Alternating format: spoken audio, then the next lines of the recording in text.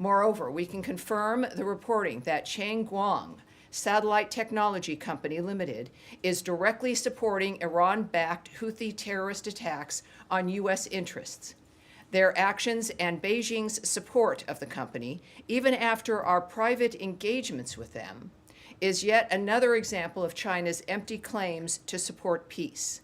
We urge our partners to judge the Chinese Communist Party and Chinese companies on their actions, not their empty words. Restoring freedom of navigation in the Red Sea is a priority to President Trump.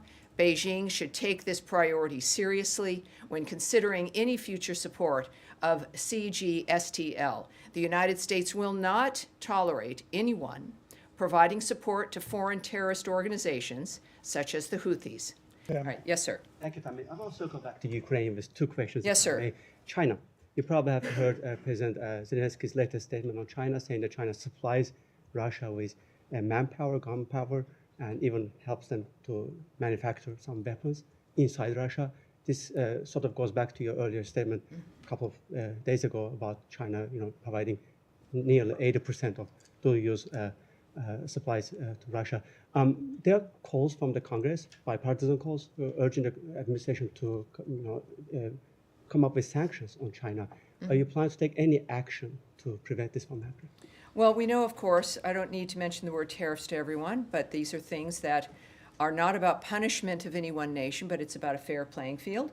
And that's relevant, certainly proving that President Trump not only isn't shy about engaging with China, he's not shy about engaging with anyone. And that's one thing the American people know. And I think also our commentary and the nature of the actions we're taking in general when it comes to China's choices have been clear. One thing speaking of China and the nature of what they're involved in, I will tell you something, it's a little bit out of the Ukraine region, is that there is a Chinese company providing satellite imagery to the Houthis. The Houthis.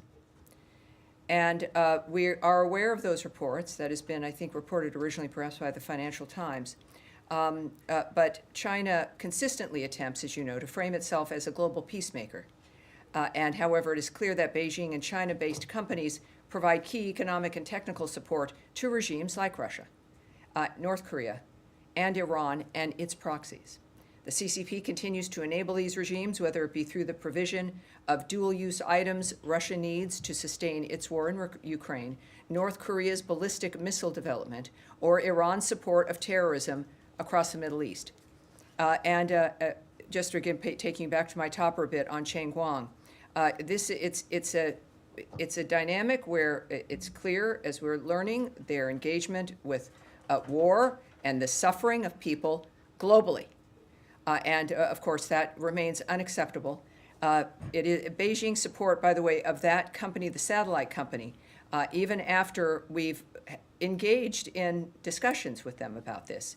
The fact that they continue to do this is unacceptable, certainly contradicts their claims of being peace supporters.